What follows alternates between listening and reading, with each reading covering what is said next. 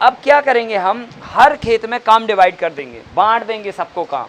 तो 1 नंबर के खेत में मान के चलो हमें सब्जियां करनी है उदाहरण के तौर पे, तो हमने 1 नंबर को मल्टी लेयर में डाल दिया, क्योंकि इसमें सब्जियां करनी है तो मल्टी लेयर के फॉर्मेट में ही आप सब्जियां करिए।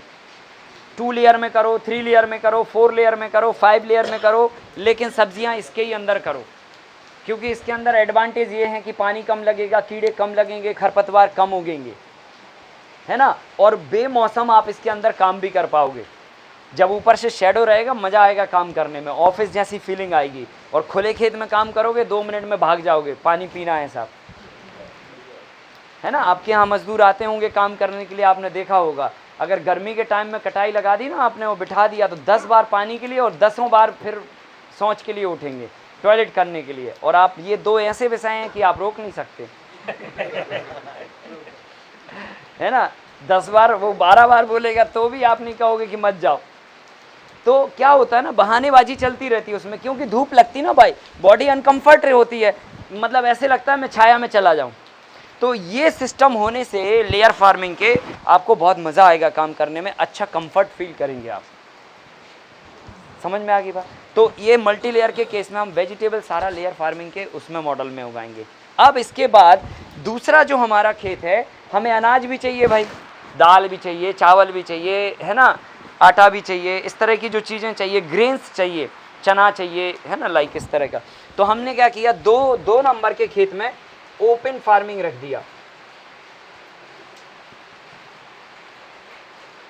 ओपन फार्मिंग का मतलब खुले में हम खेती करेंगे, उसमें चाहे गन्ना लगाएंगे, चाहे तो फिर जो हल्दी उगाएंगे या पपीते लगाएंगे, या तो फिर हम इसमें धान उगाएंगे, या तो फिर हम इसमें गेहूं उगाएंगे, या चना मसूर बटरी जो भी उगाना, उड़द मूंग, वो सब उगाएंगे। कुल मिला के ये खुले में होने वाली जो फसलें हैं, जिनको स्ट्रक्चर की ज़रूरत नहीं है, जिनको छाया की ज़रूरत नहीं है, वो सारी फसलें हम यहाँ उगाएंगे। अब इसमें मॉडल कोई भी हो सकता है, इंटरक्रॉपिंग भी हो सकती है, मिक्स भी हो सकती है, मल्टी क्रॉपिंग भी हो सकती है। समझ गए ना। अब आ जाते हैं हम तीसरे नंबर के खेत में। तो इसमें हम क्या करने वाले हैं, फ्रूट का ऑर्चर्ड तैयार करेंगे।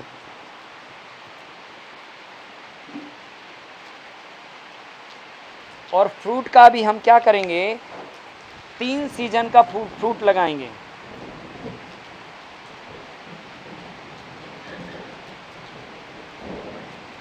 तीन सीजन का फ्रूट्स लगाएंगे। एक लगाएंगे समर का, एक लगाएंगे विंटर का, एक लगाएंगे रेनी का। ये प्लानिंग है हमारी। 1 एकड़ का अगर पार्ट है ये, और फॉर एग्जांपल 1 एकड़ में 10 लाइन बनी हुई हैं, तो 10 लाइनों में हमने 3 लाइनों में लगा दिए समर सीजन के फ्रूट्स, 3 लाइनों में लगा दिए विंटर के, और 3 लाइनों में लगा दिए रेनी सीजन के फ्रूट्स। करेक्ट। तो साहब जो है ना, अभी ये 3 साल बाद जब हम बरसात में जाएंगे तो बरसात के फल मिलेंगे हमको, जब ठंडी में जाएंगे तो ठंडी के फल मिलेंगे, और जब समर में आएंगे तो गर्मी के फल मिलेंगे। तो इससे क्या होगा कि आपका एक फ्रूट ऑर्चर्ड हो गया, बगीचा हो गया, ये बाग हो गया। ठीक है कि नहीं। तो ये बाग हमने फिक्स कर दिया ओनली फॉर फ्रूट्स, फल उगेंगे यहाँ पे। अब जो मर्जी आए, आपको और भी अलग अलग तरह की करने हैं फल तो कर सकते हैं आप एक एक पेड़ भी लगा सकते हैं हर एक फल का। 3 लाइनें हैं आपके पास, 9 लाइनें हैं। 9 लाइनों में जितनी मर्जी आए वैरायटी ऑफ फ्रूट्स लगाइए, कोई दिक्कत नहीं है। लगभग 14x18 के फॉर्मेट में लगाइए आप, 18 के फॉर्मेट में। और अगर आपको लगे कि नहीं ये बड़ा नहीं है, ये तो छोटा है काफ़ी फ्रूट में, जैसे केला लगानी है फॉर एग्जांपल, आपको ये भी फ्रूट में आ गया, तो ठीक है 14x18 के बीच में जो लाइन एक बना दो और उसमें केला लगा दो। 14 हुआ रोटूरो, 18 हुआ रोटूरो, और 14 हुआ आपका प्लांट टू प्लांट। इसमें आप बड़े बड़े लगाओगे, जैसे आम हो गया, कटहल हो गया जी, है ना, इस तरह के बड़े बड़े ट्री लगाओगे। ये तो ऑलरेडी बॉर्डर पे है ना सर, बॉर्डर पे ऑलरेडी है ना। बॉर्डर पे हैं, पर जो छूट रहे हैं ना वो, है ना, बॉर्डर पे जो नहीं लग पाए वो हम यहाँ लगा लें। हाँ, टोटल 25 टाइप्स ऑफ प्लांट्स की लिस्ट हमने दी है आपको, जो बिग साइज़ के हैं, मिडिल साइज़ के हैं और स्मॉल साइज़ के हैं, तो उसमें आपको कोई दिक्कत नहीं है। ठीक है। तो हमने तीनों सीजन के फ्रूट का सेटिंग कर दिया, ये फ्रूट का बाग हो गया हमारा। अब बचा हमारा चौथा ब्लॉक। या चौथे नंबर का खेत, तो इसमें हम क्या करने वाले हैं, इसमें हम वो सब काम करेंगे जो हम यहाँ नहीं कर पा रहे, यहाँ नहीं कर पा रहे, यहाँ नहीं कर पा रहे, क्योंकि ये सब अब प्लानिंग में ले लिए। अब गाय बांधनी है साहब, कहाँ बांधोगे आप? ना फ्रूट ऑर्चर्ड में बांध सकते, ना आप लेयर फार्मिंग के अंदर बांध सकते, ना इधर बांध सकते, ना बॉर्डर पे बांध सकते। तो हम क्या करेंगे, यहाँ पर भी पार्ट बना देंगे खेत की। ये पार्ट बना दिए, इस पार्ट में क्या करोगे आप, यहाँ पे लाइन से आपने लेमन ग्रास लगा दिया, मस्त एक नंबर का, जिसकी कटिंग अगर डेली कर दोगे तो मच्छर अलग भागेंगे और स्मेल बहुत अच्छा आएगा। तो हमने यहाँ पे भी एक पाथ बना दिया, 4-5 फीट के आसपास लगभग इसका डिस्टेंस रख दिया, और इसमें भी हमने ब्लॉक बना दिए। ये ब्लॉक में भी आप चाहो तो एक में कोई में तुलसी लगा दो, एक में सतावर लगा दो, एक में अश्वगंधा लगा दो, है ना। इस तरह की लाइन में ऐसे पौधे लगा के इनको डिवाइड कर दो। वॉल वॉल नहीं बनानी है कि हम दीवार बनाने बैठ गए, ठीक है कि नहीं, खर्चा नहीं करना है। और वाटर रिसोर्सेज इन ब्लॉक में से कहीं से भी एक ब्लॉक में रहेगा, कायदे से तो होना चाहिए इसी ब्लॉक में। लेकिन अगर पानी यहाँ नहीं, यहाँ निकला आपके खेत में, तो अंडरग्राउंड आप लाइन डाल के पहले यहाँ सेटअप लेके आओ, फिर यहाँ से इसको मतलब डाइवर्ट करिए फिर पूरे फार्म में, है ना। ऑपरेटिंग सिस्टम बनाइए, सप्लाई चेन बनाइए। तो हमने ये छोटे छोटे पार्ट बना दिए। अब इन छोटे पार्टों में हम क्या करने वाले हैं, सबसे पहले नंबर हम करेंगे इसमें गौशाला, तो गायों का काम कर दिया। फिर बाजू में ही होगा कंपोस्टिंग का काम, खाद बनेगी यहाँ पे। इसके बाजू से बनेगी मेडिसिन्स, इसके बाजू से होगा एक मेडिसिनल गार्डन, मतलब किचन गार्डन आपका, ठीक है कि नहीं। फिर यहाँ पर बाजू में आपका एक होगा डिहाइड्रेशन, ठीक है। फिर यहाँ पर एक होगा आपका प्रोसेसिंग यूनिट, छोटा छोटा मान के चलो, आपको कोई मशीनरीज रखनी है, अनाज का वो करना है, ये वो करना है, वो सब रहेगा। एक रहेगा आपका स्टोर, स्टोर में आपकी वो सारी चीज़ें रहेंगी जो, हाँ स्टोर मतलब स्टोर हुआ, फार्म का स्टोर है जी, अनाज निकला भर दिया, बीज आए रख दिए, है ना, इस तरह का कुछ भी, हाँ सब कुछ है ना। एक होगा मशीनरीज का, इसमें आपकी छोटी छन्ने से लेकर और घेती फावड़े से लेकर, तगाड़ी से लेकर, टिलर से लेकर A to Z her equipment यहीं होना चाहिए, किधर पे भी फार्म पे नहीं पड़े रहेंगे इधर उधर, समझ गए ना। फिर इसके बाद आ जाओ तो लास्ट में एक जो है ना, आपके पास 2 ब्लॉक बचते हैं, पर काम सारे हो गए। तो एक ब्लॉक को अभी ऐसे ही छोड़ दो, एक में आप चाहो तो गायों के लिए घास उगा सकते हो, अभी इसको कभी ज़रूरत पड़ गई तो हम काम में ले लेंगे, और नहीं तो अभी घास तो उगी रही है, ठीक है कि नहीं। और एक ब्लॉक में आप कॉटेज बना सकते हो अपने, ठीक है। तो आप मतलब आपके फार्म पे रहने वाले स्टाफ के कॉटेज बना दीजिए आप एक कॉर्नर पे, है ना। तो उनका भी एक प्रॉपर सिस्टम हो गया, इधर से आएंगे बढ़िया, चौराहे से होते हुए बढ़िया जाएंगे, हैं। सही डायरेक्शन कहाँ पे, किस कोई भी एक ब्लॉक नहीं, ये ब्लॉक बदल सकते हो आप, ये ज़रूरी नहीं है। मैंने आपको बताया 1 नंबर, 2 नंबर, 3 नंबर, 4। अब आप देख लो कि कौन सा ऐसा खेत है जो सबसे कमज़ोर है, तो कमज़ोर बारे में 4 नंबर का ब्लॉक बिठा दो, मतलब 4 नंबर के काम बिठा दो। और जो थोड़ा स्ट्रॉन्ग है तो उसमें देखो कि क्या हो सकता है, मतलब वो दोमट मिट्टी या ब्लैक कॉटन है तो अनाज में दे दो, या पूरा दोमट है तो ठीक है, बाकी कोई में भी हम ये काम बिठा सकते हैं। ऐसा हाइट ज़्यादा है जहाँ पे जिसकी, तो वहाँ पे बनाना चाहिए। नहीं नहीं, ऐसा कुछ भी नहीं है, ऐसा कुछ भी नहीं है। जैसे सर हाल पर है तो सर जो नीचे वाली वो होगा सर खेत कम हो जाएगा, रेफरेंस क्या रखेंगे आप कि कौन सी हमें होना चाहिए? ब्लॉक बना दो आप तो, और जो एक्टिविटीज़ ऐसी लगती हैं ना कि ज़्यादा हमें, जैसे अनाज है या नॉर्मल जो फसलें हैं या फ्रूट ऑर्चर्ड है, वो नीचे बना दो। और ऊपर में जो है ना, जो डेली बेसिस पे काम आने वाली चीज़ें हैं, जैसे अदर ब्लॉक रोज़ काम आएगा इसमें, तो वो आप अपने अप्रोच पे रखिए, तो वो उसको ऊपर रखिए। बाकी में ऐसा है कि नीचे बार बार नहीं उतरना, उन्होंने कहा फ्रूट ऑर्चर्ड लगा दो, ख़त्म। जब कभी सीज़न में 1-2 बार जाना तो अपने चले गए, ऐसे। तो ये आप कर सकते हैं। वो फिर एक बात का विषय है, सबका थोड़ा थोड़ा डिस्कशन करके बनेगा। तो एक में हमने कॉटेज बना दिए, और एक आध और ब्लॉक अगर हमारे पास बचता है तो उसको हम अभी ऑप्शनली रखेंगे, उसमें घास वास ऐसा कुछ लगा देंगे ताकि, ठीक है, गायों को चारा होता जाए, या कुछ भी ऐसा लगा देंगे, मतलब वो खाली रखेंगे, पर वो प्लानिंग में है, उसमें कुछ भी अलॉटमेंट आप कर सकते हैं बाद में, ठीक है। ये हमने चारों ब्लॉक लगा के इसको रेडी कर दिया। अब ये लगभग ये हमारी जो ढांचा था, जो प्लानिंग, जो सांचा बनाना था, वो सांचा हमने बना दिया। अब ये 3 साल के बाद ये इम्प्रूवमेंट पे आ जाएगा और 3 साल के बाद ये इतना बढ़िया फार्म बन जाएगा कि इस फार्म से जो है ना, आपने जो ये सारी चीज़ें लिखी थी हेडलाइन में, वो हेडलाइन अपने आप ये इस प्लेटफॉर्म के अंदर आ जाएंगी। पहला आपने लिखा था इनकम।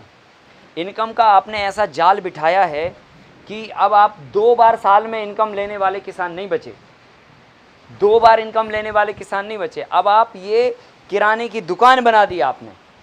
पहले नंबर तो बॉर्डर पे चारों तरफ पेड़ लगाए, करौंदा 1 साल में फलने लगेगा, बांस 3 साल में निकलेगा और बाकी के सारे फ्रूट 3 साल के अंदर में शुरू हो जाएंगे।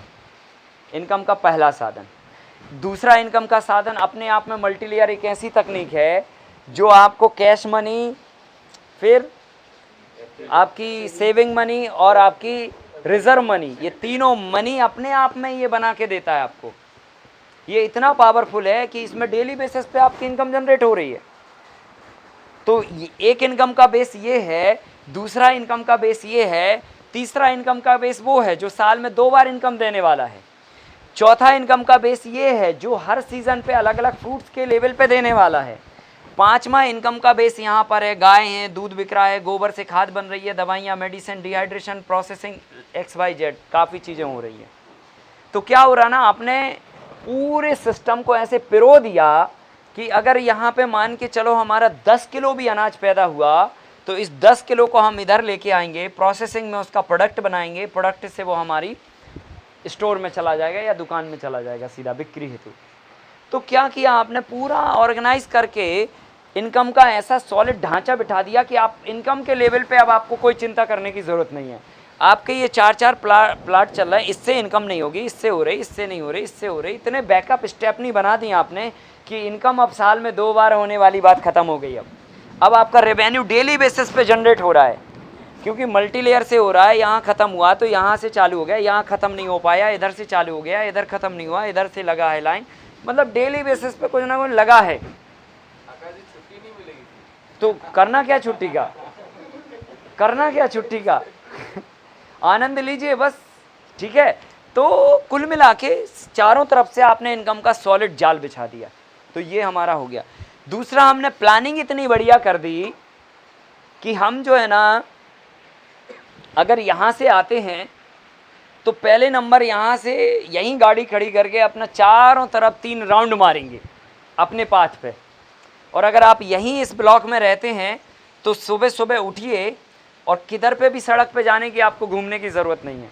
हम कई बार मुंबई, दिल्ली और बड़े महानगरों में जाते हैं, घुटन होती है हमारे लिए, बुरा मत मानना यहाँ पे मुंबई दिल्ली के लोग हैं क्योंकि वहाँ पर क्लाइमेट ऐसा हो चुका है कि धुआं के अलावा सुबह सुबह कुछ नहीं मिलता, सुबह बल्कि दिन भर धुआं मिलता है। तो ऑक्सीजन तो उसमें बहुत थोड़ी मिलती है, तो ऐसे थोड़ा थोड़ा सांस लेना पड़ता है, ठीक है। कुल मिला के अगर हम अपने इस फार्म के अंदर हैं तो हमें कोई सड़क और पार्क जाने की ज़रूरत नहीं है। हमने देखा बहुत बड़े बड़े महानगरों में, मैंने रियलाइज़ किया लोग सुबह से दौड़ रहे हैं और दौड़ते हुए सड़क पे जा रहे हैं, सड़क पे जा रहे हैं दौड़ते, वहीं से एक मोटरसाइकिल निकली, वो धुआं छोड़ते हुए गई, तो अब हम दौड़ रहे हैं तो धुआं तो लगेगा ना। फिर एक स्कॉर्पियो निकली, फिर पीछे से एक मर्सिडीज़ निकल गई, तो भाई गाड़ी का धुआं कोई भी गाड़ी का हो गया तो आपकी बॉडी के अंदर ना, तो घूमने का फ़ायदा क्या फिर सड़क पे, इससे अच्छा तो घर ही बैठे रहते। तो हम क्या करेंगे, यहाँ से उठ के पहली बॉर्डर में घूमेंगे तो बांस वाली फ्लेवर मिलेगी ऑक्सीजन का, और दूसरी बॉर्डर में आएंगे दूसरे राउंड में, नियम बना लेंगे 3 राउंड लगाने हमें तो अपने पूरे खेत के। सो पहले राउंड लगाया तो बांस का फ्लेवर मिल गया ऑक्सीजन का, दूसरे राउंड में आए तो लीची का फ्लेवर मिल गया, और तीसरे में आए तो नींबू या मैंगो का फ्लेवर मिल गया। तो 3 फ्लेवर की ऑक्सीजन आपको मिल सकती है अपने ही खेत के अंदर।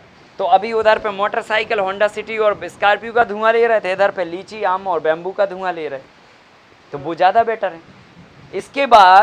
इसके बाद क्या होगा कि ये पाथ में आप घूम रहे हैं, बढ़िया घूम घाम के आइए और इधर से आके अपने ही चौराहे पे बैठ जाइए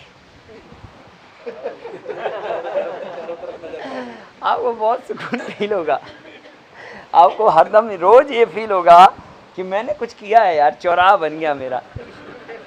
सही है कि नहीं? बहुत मज़ा आएगा, ऑटोमेटिकली आपका कॉन्फिडेंस लेवल और जिज्ञासा बढ़ेगी कि मैं कुछ अच्छा कर रहा हूँ।